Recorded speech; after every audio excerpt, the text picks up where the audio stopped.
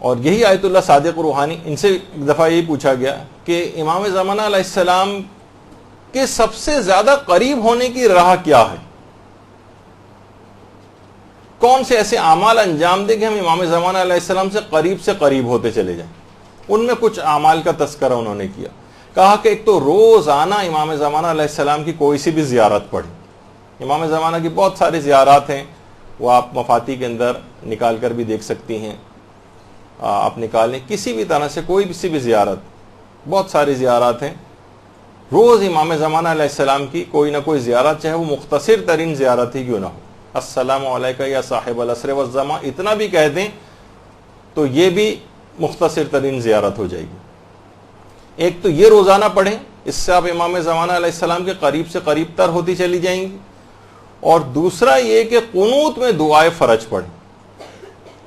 اچھا، دعائے فرج کے نام سے دو دعائیں ہیں عام طور پر نظر آتی ہیں، ایک تو الہی عظم البلاء والی دعا ہے، اس کو بھی کچھ لوگ کہتے ہیں، اور ایک جو دعائے سلامتی ہے امام زمانہ علیہ السلام ہے، اللہم کن لولیک الحجت والی۔ تو کوئی سی بھی ان میں سے دعا جو امام زمانہ علیہ السلام کے لیے دعا شمار ہو، یا تو یہ والی دعا جو کہ سب کو یاد ہی ہے، اس کو قنوت کے اندر روزانہ پڑھنا، جو روزانہ قنوت میں اس کو کم سے کم روزانہ کیا تو کوشش کریں ہر نماز کے قنوت میں یہ پہلے پڑھ لیں، اس کے بعد کوئی سی بھی اور قنوت کی دعا پڑھیں۔ یہ بہت زیادہ اس کی آج کل کے زمانے میں کافی تاکید ہے،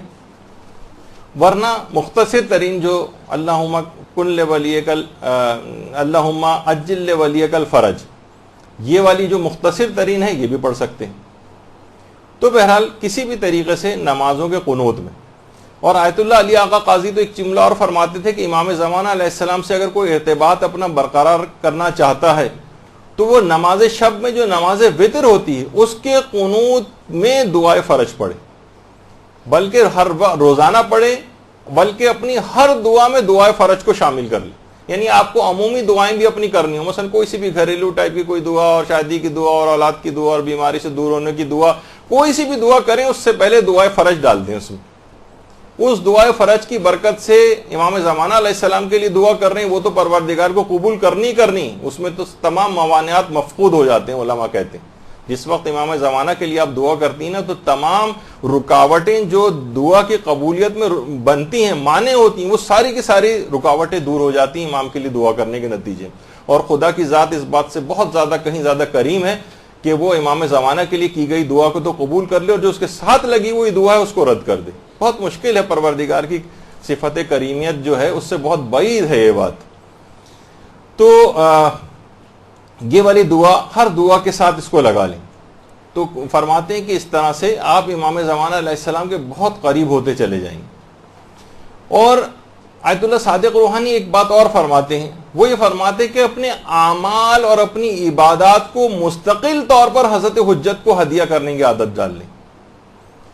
یہ حضرت حجت سے قریب ہونے کا بہت بہترین ذریعہ۔ اور اگر آپ نے فرماتے ہیں کہ اگر آپ نے اس کی عادت ڈال لی تو کچھ ہی عرصے میں آپ کو خود احساس ہو جائے گا کہ آپ امام زمانہ علیہ السلام کے بہت قریب آ گئے۔ اپنے اعمال کو، جو بھی آپ اعمال انجام دیتی ہیں نیک اعمال، اب مثلا آپ نے نماز پڑھی، امام زمانہ کو ہدیہ کر دیا اس کا ثواب۔ آپ نے روزہ رکھا، چاہے واجب روزہ رکھا چاہے مستحب روزہ رکھا، امام زمانہ علیہ السلام کو ہدیہ کر دیا۔ اور نیت یہ رکھیں کہ مثلا یہ جو میں ہدیہ کر رہے ہوں گے امام زمانہ علیہ السلام، یا اس میں 4 معصومین کو بھی آپ ایڈ کر لیں، شہدائے کربلا کو بھی ایڈ کر لیں، اور کہیں کہ نیت دل میں یہ ہو کہ میں ان کو ثواب ہدیہ کر رہی ہوں، اور ان کو ہدیہ کرنے کا بھی جو ثواب ہے، یعنی یہ جو ثواب ہدیہ ان کو کیا، اس میں ان کی بارگاہ سے جو ثواب اور فائدے مجھے ملیں گے وہ میں اس کو تمام کائنات کے شیعوں کے اوپر، اپنے مرحوم رشتہ داروں پر، سب کے اوپر میں اس کو تقسیم کرتی ہوں۔ اللہم صلی علی محمد وعلی محمد۔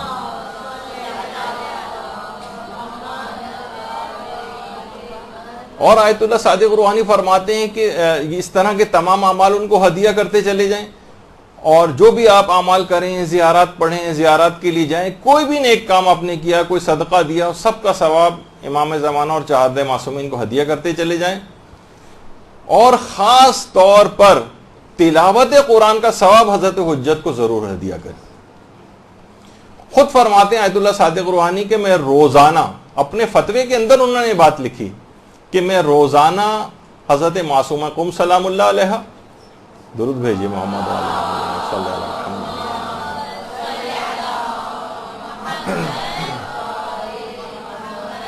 اور امام رضا علیہ الصلوۃ والسلام، اللہم صلی علی محمد وعلی محمد۔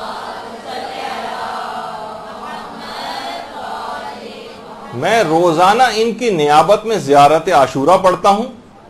اور روزانہ وقت سحر فجر کی نماز سے پہلے میں تمام معصومین کی نیابت میں کچھ تلاوت قرآن کر کے ان کو ہدیہ کرتا ہوں۔ قرآن کو اور امام زمانہ علیہ السلام کا بہت ہی قریبی تعلق ہے۔ یہی وجہ ہے کہ امام زمانہ علیہ السلام کا ایک لقب شریک القرآن بھی ہے۔ جب بھی آپ زیارت میں بھی کہتی ہیں نا السلام علیکہ یا شریک القرآن، اور دیکھیے قرآن بھی کتاب ہدایت ہے، امام زمانہ خود عین ہدایت ہیں۔ قرآن ہر چیز کو آشکار کرنے والا ہے،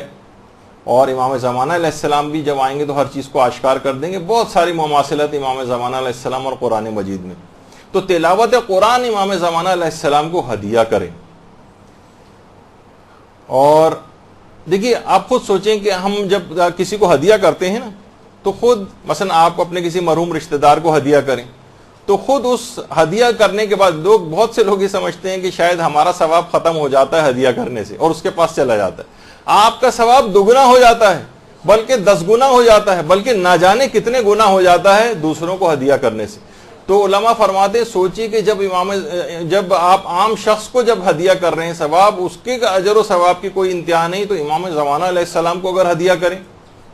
اس کی تو کوئی تصور میں نہیں لا سکتا کہ کتنا اس کو جو ہے اس کا ثواب ملے گا۔ اور باقاعدہ مکیال المکارم میں بھی آیت اللہ تقی اصفہانی نے اس واقعے کو لکھا ہے، اور رسول کافی سے اس کو نقل کیا ہے کہ ایک شخص آیا امام کے پاس، امام موسیٰ کاظم علیہ الصلوۃ والسلام کی خدمت،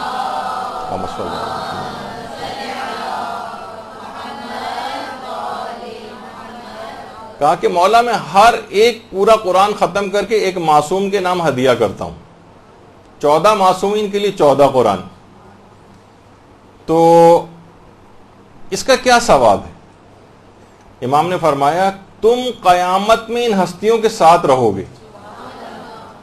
کہنے لگا مولا حیران رہ گیا، اتنا زیادہ ثواب؟ اگر تصور میں لے کر آئیں کہ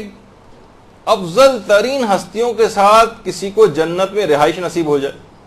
ہر وقت وہ ان کے پڑوس میں رہیں، کہا کہ مولا اتنا زیادہ ثواب؟ امام موسیٰ کاظم علیہ السلام نے روایت میں 3 مرتبہ فرمایا ہاں ہاں ہاں، ان کے ساتھ تم جو ہے جنت میں رہو گے۔ تو جب یہ علماء فرماتے ہیں کہ روزانہ کی بنیاد پر تلاوت قرآن کچھ نہ کچھ جو بھی آپ سے ہو سکے، شعبان میں تو ویسے بھی بہت زیادہ تلاوت قرآن کی تاکید ہے، دستور العمل وغیرہ کے اندر علماء نے بتایا، بہت سے علماء تو ایک پارہ روزانہ کم سے کم صرف شعبان کے مہینے میں ہی ریکمینڈ کرتے ہیں کہ پڑھنا چاہیے، اور رمضان میں تو لوگ ماشاءاللہ سے ویسے قرآن ختم کرتے ہی ہیں۔ تو اس طرح سے امام زمانہ علیہ السلام کی خدمت، تو یہ بھی آیت اللہ صادق روحانی سے انہوں نے بلکہ اس بات کو ذکر کیا کہ دیکھیے اگرچہ دیدار امام زمانہ علیہ السلام، ان کے چہرے کی زیارت بالا ترین افتخار ہے، اس میں کوئی شبہ نہیں، لیکن فرماتے ہیں اس سے آگے کی بھی کچھ منزلوں کی طرف مومنین کو جانا چاہیے۔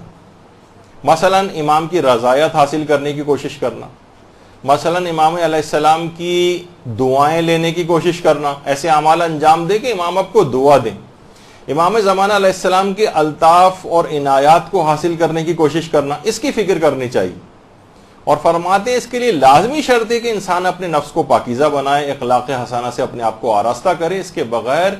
اس راہ کو حاصل کرنا بہت مشکل ہے۔ برحمتك يا أرحم الراحمين وصلى الله على محمد وآله